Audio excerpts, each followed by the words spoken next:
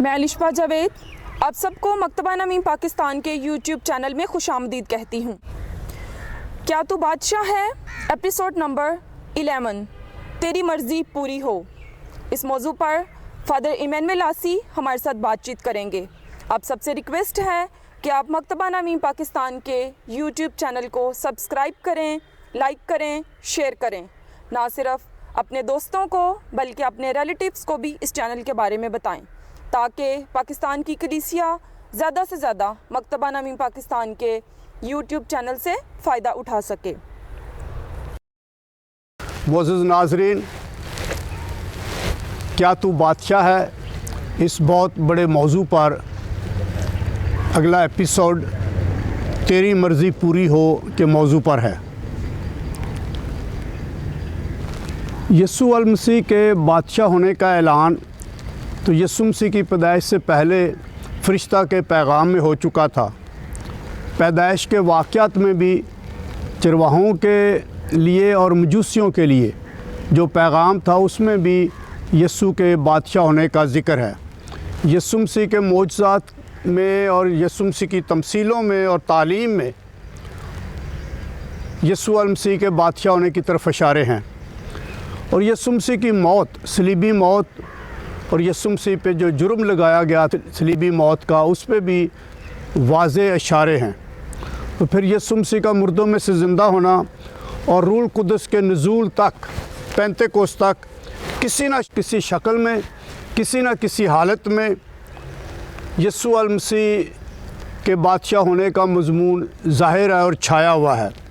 Police رسول کے خطوط میں، بالخصوص افسیوں کے نام خط اور کلسیوں کے نام خط میں اور مکاشفہ کی کتاب میں یسوع المسیح کے دونوں جہانوں کے بادشاہ ہونے، آسمان اور زمین کے بادشاہ ہونے اور کل کائنات کے بادشاہ ہونے کا مضمون چھایا ہوا ہے۔ مکاشفہ کی کتاب یسوع المسیح کو خداوندوں کا خداوند اور بادشاہوں کا بادشاہ کہہ کر پکارتی ہے۔ 19 باب 16 آیت۔ یسوع المسیح کل کائنات کا بادشاہ ہے، تمام انسانوں کا نجات دہندہ اور المنجی ہے، اور اس نے یہ رتبہ اور یہ مرتبہ صلیب پر جان دے کر سب انسانوں کی نجات کے لیے خون بہا کر حاصل کیا۔ وفاداری اور محبت میں خدمت اور قربانی کا درس دے کر اور اپنی جان ہمارے گناہوں کے فدیہ کے واسطے افزانے میں دے کر یہ رتبہ اور درجہ حاصل کیا۔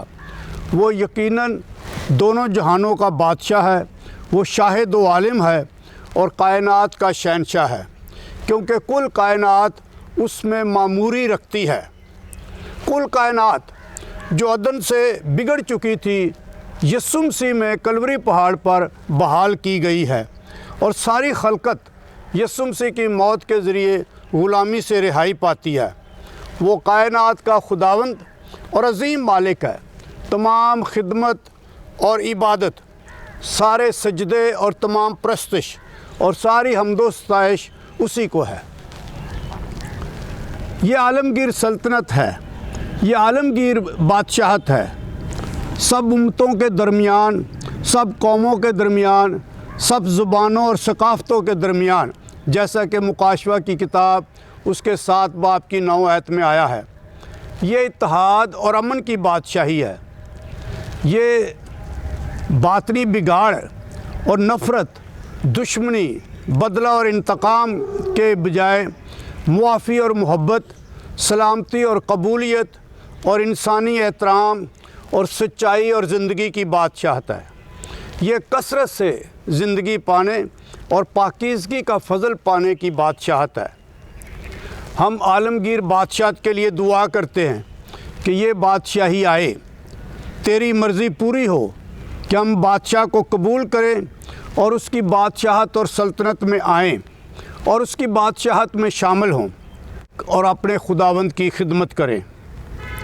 مکاشفہ کی کتاب اس کے 5 باب کی 13 آیت میں کل کائنات یسوع مسیح کو بادشاہ تسلیم کرتی اور اس کی خدمت کرتی ہے، عبادت کرتی ہے۔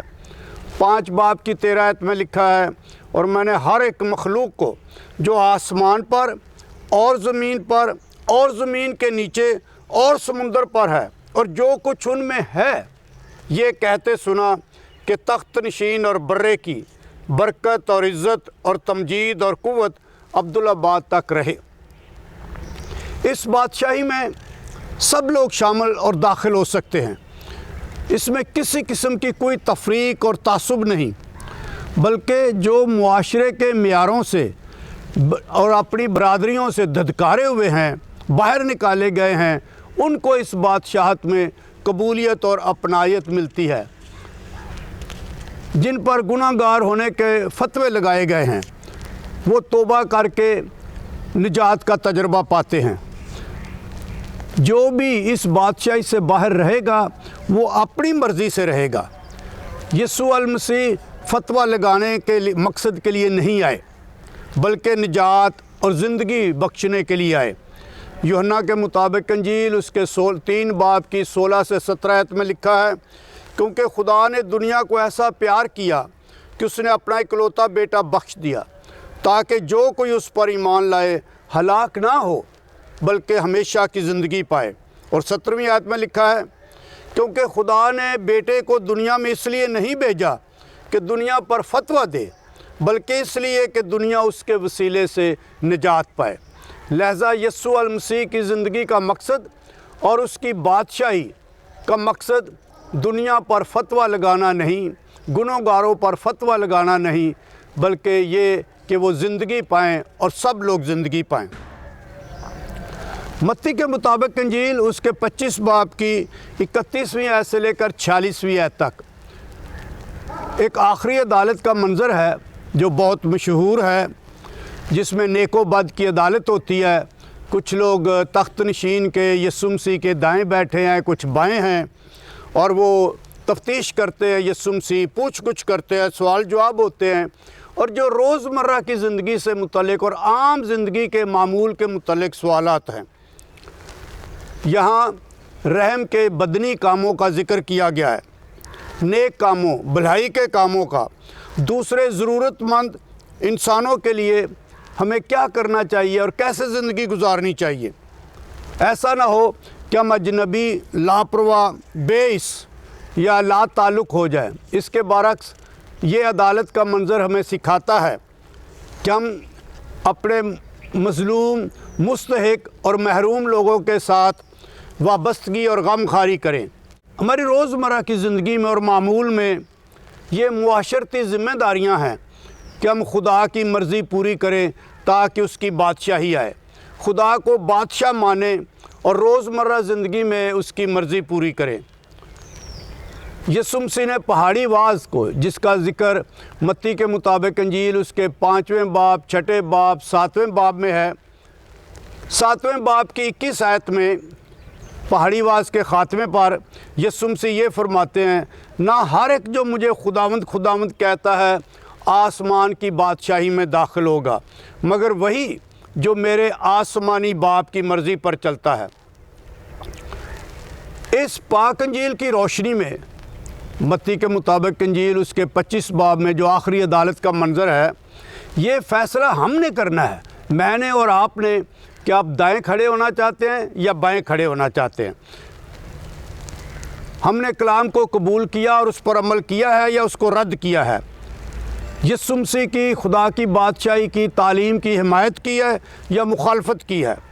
کلام مقدس کو قبول کیا ہے، عمل میں لایا ہے اور یوں خدا کی مرضی پوری کی ہے اور اس کی بادشاہی لانے میں عمل کیا ہے یا نہیں۔ اسی میں ہماری نجات اور برکت ہوگی، اور یہ سب کچھ ہماری معاشرتی ذمہ داری اور ہمارے ہاتھ میں ہوگا۔ گو اس میں خدا کا فضل حد تک شامل ہے، لیکن پھر بھی انسانی ذمہ داری ہے کہ اس پر عمل میں لائے۔ جب ہم یسوع المسیح کو المنجی دو عالم اور دونوں جہانوں کا بادشاہ کہتے ہیں تو یہ اقرار کرتے ہیں کہ وہ ابدی زندگی کا مالک اور ہماری زندگی کا خداوند ہے۔ وہ ہر ایک کو دل کی نیت اور ارادے اور کاموں کے موافق اس کی عدالت کرے گا اور اس کو افزانہ دے گا۔ میں ایک بار پھر کہتا ہوں کہ گو اس میں خدا کی شفقت، خدا کی رحمت اور خدا کی محبت بھی شامل ہوگی، لیکن پھر بھی यसू अल मसीह फतवा लगाने के लिए नहीं, अदालत करने के लिए नहीं आया, बल्कि निजात देने और दुनिया को बचाने, ज़िंदगी बांटने और ज़िंदगी बल्कि कसरत से ज़िंदगी देने के लिए आया है।